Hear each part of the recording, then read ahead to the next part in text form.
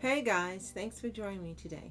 In today's video, I want to point out for you certain fruits and vegetables that we commonly refrigerate, but they really don't need refrigeration. Why? Because maybe this will help you to extend the life of those fruits and vegetables, and I'll let you know which that I still choose to refrigerate and why. But before we get started, be sure to like and subscribe for more videos like this, as well as my other videos on faith, health, beauty, Netflix reviews, mashups, and so much more all year round. This video has been a long time coming. Not all produce belongs in the fridge, and many fruits and vegetables that we choose to use cold storage for actually does more harm than good according to experts, causing them to lose their flavor quickly, to become mushy, or even spoil faster. So which produce doesn't need refrigeration, and which should you store on the counter or in a cool pantry instead?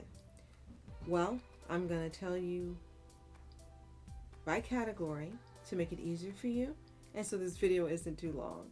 Now, some vegetables are perfectly happy stored outside the refrigerator, and they actually last longer when they're stored in a cool, dry, dark place like a pantry or a cabinet or a countertop away from direct sunlight, and especially bananas. And for these particular vegetables, cold temperatures can damage the texture or even the flavor of them, especially onions and root vegetables. Now, for example, onions and garlic can become mushy or moldy in the fridge, experts say, and potatoes can develop an unpleasant sweetness when chilled. But I'm going to let you know why, for those particular items, I choose to refrigerate them. So common vegetables that don't require refrigeration, well, we already mentioned one, garlic scraps, onions, shallots, tomatoes, tomatillos, potatoes, including sweet potatoes and purple sweet potatoes, zucchini and summer squash, winter squash, including acorn, butternut, delicata, and kaboka, which actually means squash in Japanese, and tender herbs like parsley, mint, and basil. Now, experts say you can store herbs like a bouquet in a jar of water, which I have done, and it's 50-50 on whether it works. Sometimes they last a long time, and sometimes they wilt and go bad. So I'm going to tell you it's not 100% accurate science. Now, basil is said to be especially cold sensitive, and keeping it out of the refrigerator and treating it like fresh flowers for it to last longer. Here's my experience with a couple of these before we go to the next section. I always refrigerate my garlic. Why? Because I don't like them to sprout. And when you leave them out, especially when you have warmer temperatures or in the summer, they begin to sprout. So I choose to store them in the refrigerator along with onions. I specifically refrigerate my onions because they tend to last longer. I've bought onions not only regular price but clearance price, and by keeping them in the refrigerator they have lasted literally months, and I'm talking 2 to 3 months, and they're still fresh and fine. Now, if you have mold developing and you don't see it, the refrigeration won't stop it. So check your garlic and your onions thoroughly before refrigerating them. Tomatoes, I choose to refrigerate for the same reason. By refrigerating them, they last up to a month. Sometimes they may start to wrinkle, but they're still good when you cut them open. And on the counter, my tomatoes tend to go bad because it stays pretty warm where we are. So that doesn't work. And potatoes, for me, the same thing. I don't want my potatoes to sprout eyes, so I store them in the refrigerator. And I always wash them thoroughly first and dry them, including the onions and the garlic and the tomatoes. I dry them thoroughly before refrigerating them. Squash is 50-50. I store squash with hard skins on the counter, but softer squash like zucchini and summer squash I do put in the refrigerator. And herbs, again, it's hit or miss. Sometimes they last longer in the fridge, and sometimes I find them last longer on the counter. But on the counter, especially if you live in a warmer temperate climate, they tend to wilt very quickly And if you put them in the window, they'll dry up within a couple days. So you decide what works best for you. So now on to fruit. Should fruit be refrigerated? Well, experts say it depends. While some fruits can benefit from cold storage after ripening, like berries and grapes, many do fine or even better outside the fridge. Experts say that stone fruit, melons, and tropical fruits often ripen more evenly and taste juicier when you leave them at room temperature. And others, like apples and pears, stay crisper when chilled, but are still perfectly safe to store on the counter. So like before I tell you the fruits that experts say don't need to be refrigerated, I'm going to let you know that there are several that I actually don't refrigerate and why, and ones that I always refrigerate. So here's that list for you of fruits that don't need to be refrigerated. Avocados, melons, including cantaloupe, honeydew, and watermelon whole.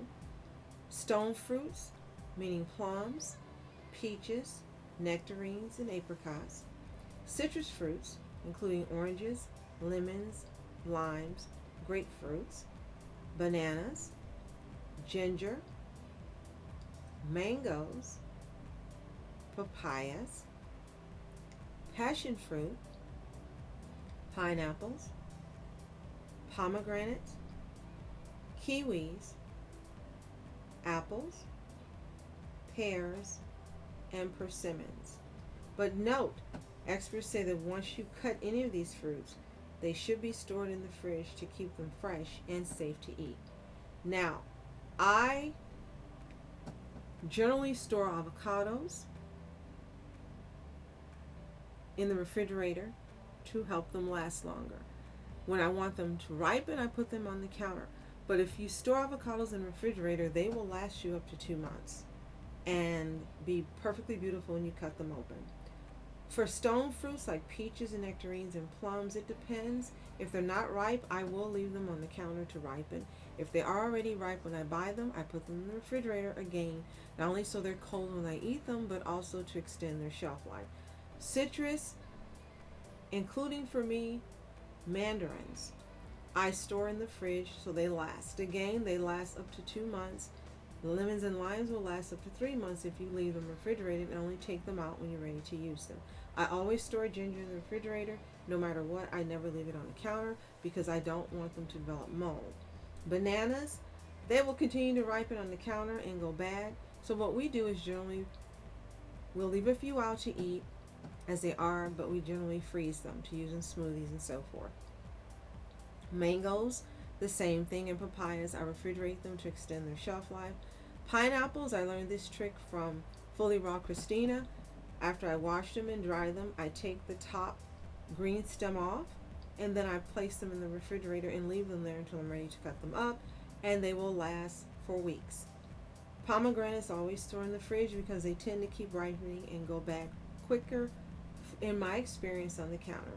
Kiwis I actually leave on the counter and eat them when I'm ready.